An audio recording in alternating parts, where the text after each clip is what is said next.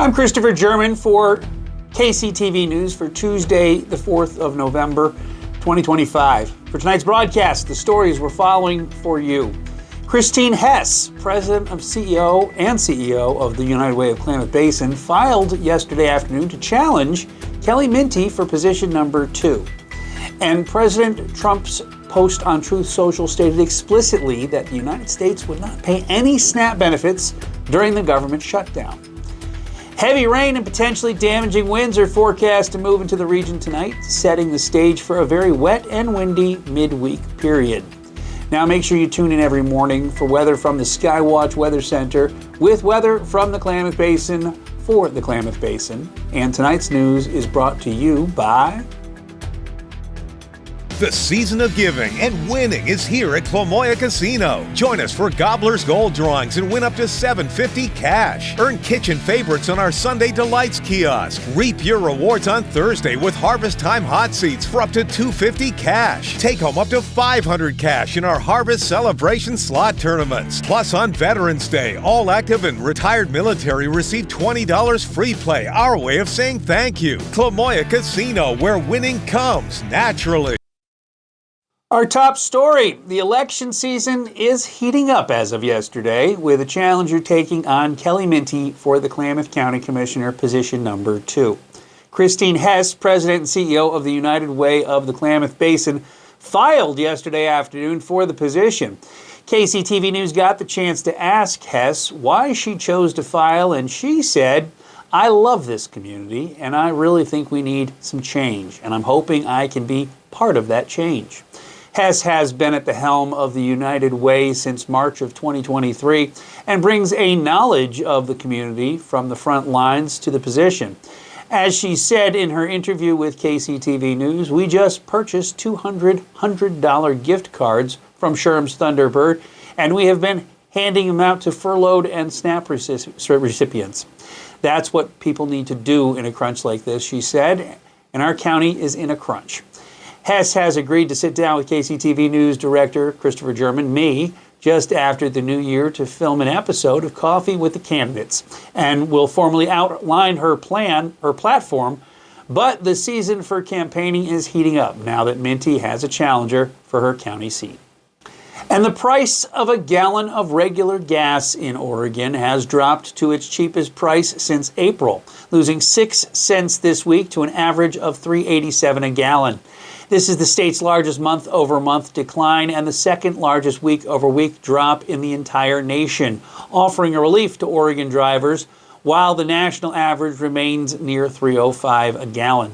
While drivers in Oregon and Washington are experiencing declines, pump prices are rising in California, Arizona, and Nevada due to several refinery issues, a fire and explosion at the H.F. Sinclair Navajo refinery in Artesia, New Mexico, a facility that serves southwestern U.S. markets, including Arizona, injured 3 people. This disruption has put upward pressure on prices in that region. California is grappling with price increases resulting from both planned and unplanned refinery maintenance, which has tightened regional supply and raised wholesale gas prices. The announced closure of the 139,000 barrel per day Phillips 66 refinery in Los Angeles by the end of 2025 is expected to further impact West Coast supplies and prices, although the company plans to continue supplying fuel from other sources. The Oregon average is now 27 cents less than a month ago, marking the nation's largest month-over-month decline. This decline is largely attributed to the seasonal switch to cheaper winter blend fuel, which is allowed in Oregon starting on September 15th. And the status of the Supplemental Nutrition Assistance Program, SNAP benefits, is currently defined by a public split, with the President Donald Trump's political demands contradicting the legal compliance initiated by his own administration. President Trump's post on Truth Social stated explicitly that the United States would not pay any SNAP benefits during the government shutdown, asserting that the aid will resume only when the radical left Democrats open up government. He positioned the food aid, which supports 42 million Americans, as leverage in the budget fight. However, the public demand directly clashes with the formal action taken by the administration's legal team one day earlier. Following orders from a federal judge, the administration informed the court on Monday that it would comply by paying half of the costs of the SNAP benefits for November using the available contingency fund. White House Press Secretary Caroline Leavitt attempted to reconcile the two positions, stating that the administration is fully complying with the court order. She explained that the president's post was a warning about the future, noting that the digging into a contingency fund that is supposed to be for emergencies puts the administration in an untenable position, forced by political opposition. The U.S. Department of Agriculture followed through by issuing guidance on Tuesday to states about the amount of money being dispersed. The partial payment itself is now facing immediate legal challenge in the court of Judge Jack McConnell. Lawyers for the plaintiffs have argued that the decision to pay only half of the benefits does not meet the judge's prior order, that any decision to make partial payments cannot be arbitrary or capricious.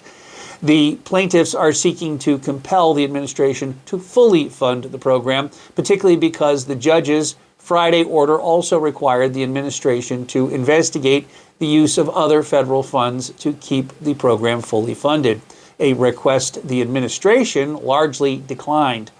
Furthermore, officials have warned that even the authorized partial benefits will be significantly delayed by weeks or even months due to the cumbersome process states must undertake to reprogram their payment systems for the non-standard reduced amount. And the local community challenge to support the Klamath-Lake County's food bank has grown, with Ferguson Elementary joining the food drive initiated by Shasta and Peterson Elementary schools. All three schools are now collecting non-perishable items to combat the food bank's critical need. This collective effort arrives at a crucial moment as the Klamath-Lake County's food bank recently reported that its shelves are bare, citing increased demand from the community and a reduction in food supplies received from the Oregon Food Bank due to decreased federal support. Local reports indicate a significant rise in the number of residents seeking food assistance in the Klamath Falls area. Community members are encouraged to donate to the school drive to help alleviate hunger. Ideal non-perishable items for donation include shelf-stable dry goods such as canned soup, peanut butter, canned fruits and vegetables, rice and pasta, protein items including canned stew, canned fish, tuna or salmon, and canned beans. Non-food essentials, items like diapers and personal hygiene products, which are difficult for struggling families to afford. The donations will go directly to the Klamath-Lake County Food Bank located at 3231 Maywood Drive in Klamath Falls. The food bank's business office is typically open Monday through Friday from 8 a.m. until 3 p.m., and residents interested in donating through the school challenge should contact Ferguson, Shasta, or Peterson Elementary directly for specific drop-off details and deadlines. And today, Tuesday, November 4th, residents within the Rocky Point Fire and EMS District in Klamath County are voting on a crucial single measure in a special election, with polls closing at 8 p.m. tonight. This measure proposes a 5-year property tax levy of 82 cents per $1,000 of assessed value starting in 2026-27 fiscal year. If approved by voters, district residents would see their property taxes increase by more than 3%. This funding is intended to provide the district with an estimated budget of $105,410 for the first year, allowing it to maintain essential fire and emergency medical services. This is the third attempt by the Rocky Point Fire and EMS District to secure this funding through a local option levy. The district has stated that without this additional funding, it faces service reductions because its permanent tax rate has not been increased since the early 1970s and is insufficient to sustain current operating levels, including emergency medical response. And a large-scale multi-agent search operation is currently underway in Oregon's Mount Hood National Forest for an experienced hunter, 51-year-old Devin Dobbick of Hubbard, Oregon, who has been missing since Friday evening. Dobbick was reported missing at approximately 6:20 p.m. on Friday by a friend. He had messaged the friend earlier that day indicating he was returning early from his hunting trip after successfully getting a deer.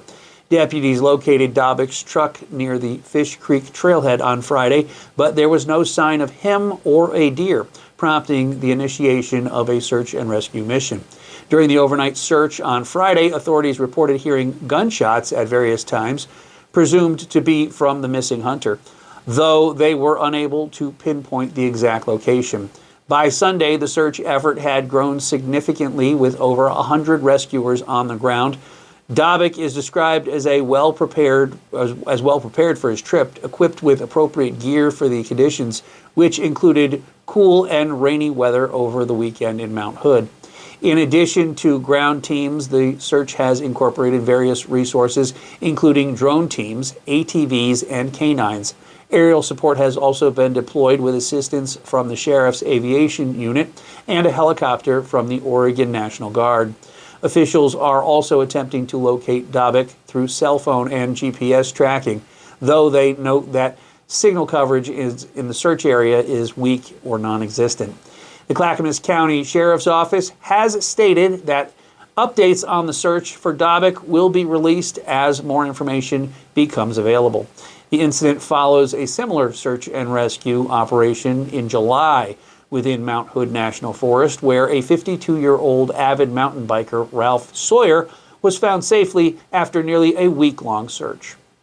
And the Klamath Basin is preparing for a series of community events, starting with a major fundraiser and moving into the holiday season with various cultural and artistic offerings. The Friends of the Children Klamath Basin 2025 potato sale will take place on Saturday, November 8th from 10 a.m. until 2 p.m. at Les Schwab Tires on South 6th Street. This annual fundraiser offers 20 pounds of premium Cal Or produce, russet potatoes, for a $25 donation, with all proceeds supporting professional youth mentoring in the Klamath Basin. Customers can reserve their orders online for pickup or request local delivery within Klamath Falls. There's also an option to purchase the Best Spuds cookbook featuring team recipes. The local arts and culture scene will be active with holiday concerts scheduled at the Ross Raglan Theater. The Klamath Chorale Holiday Concert, titled It's the Holiday Season, it's set for Sunday, December 7th at 2 p.m. The Ragtag Holiday Concert featuring the children's choirs will be held on Wednesday, December 10th at 6 p.m. The World Ballet Company will also present their production of The Nutcracker with 2 performances on Sunday, November 30th at 2 p.m. and 6 p.m. For those interested in painting workshops and other art classes, several opportunities are available through the local studios and organizations. Wild Pigment Studio is hosting a holiday-themed paint nights, including a paint night on Wednesday, November 5th at 6 p.m., and 2 Paint Your Own Christmas Gift classes on Sunday, November 2nd and Sunday, November 16th, both at 2 p.m. Additionally, the Oregon Society of Artists offers longer running sessions such as their open studios on Mondays and Fridays, and specialized classes like Flower Fridays and a watercolor methods class in November, although many are geared toward the intermediate level and some may be waitlist only. And Klamath Hospice and Palliative Care is organizing 2 distinct community engagement opportunities this November, encompassing educational sessions on end-of-life care and a festive holiday gathering for families. This organization is presenting 2 Talk with a Doc sessions to provide insights into hospice and palliative care. The inaugural sessions will take place this Thursday, November 6th from 10 a.m. until 11 a.m. at the Senior Center. During this event, Dr. Holly Montjoy and nurse practitioner Tricia Shergart will deliver a comprehensive overview of hospice and palliative care services. A second opportunity to engage with healthcare professionals will be held on Tuesday, November 18th at 6 p.m. at the Klamath Hospice and Palliative Care Facility located at 2751 Washburn Way.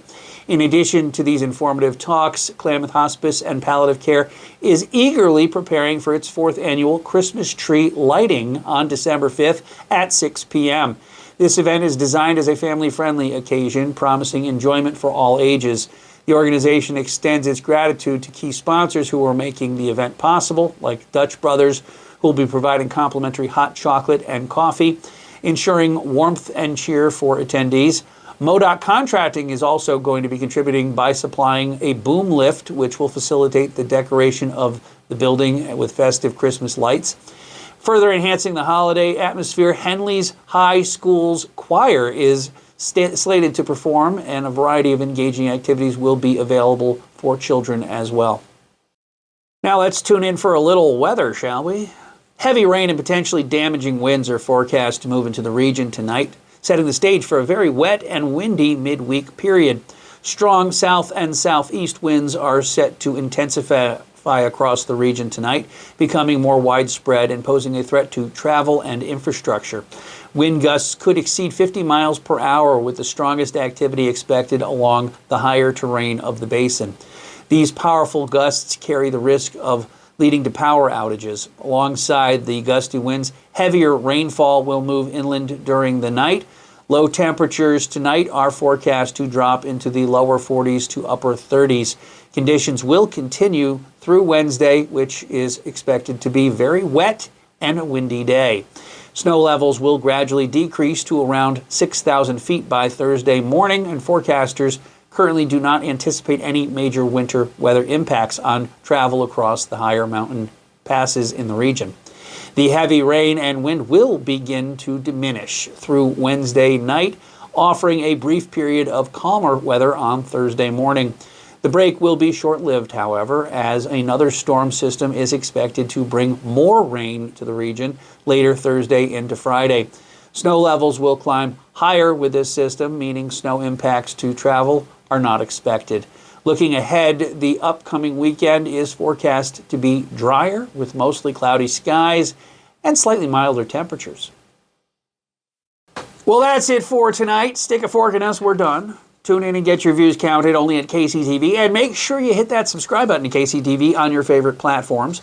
And make sure you log on to KlamathCommunity.tv for the latest news, weather, and lifestyle news and sports, including these daily stories posted. And you'll find exclusively on the KCTV news page.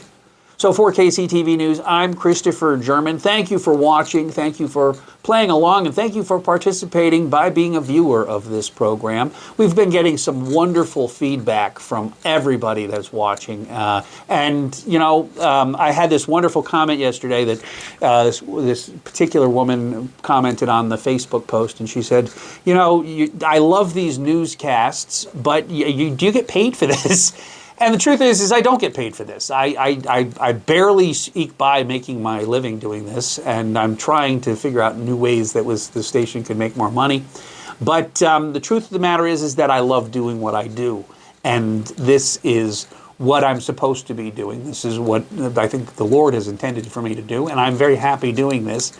And maybe someday soon, the business community around here will support us. Maybe we can convince the bigger brands to support this channel and to get into supporting local news here, because that's why Cody TV walked out of here, is because they couldn't make any money with this. And I honestly think there are ways that you can make money doing this, and you don't need to have a massive television studio. You don't need to have a microwave truck. You don't need to have all of the bells and whistles that broadcast news seems to think they need to have.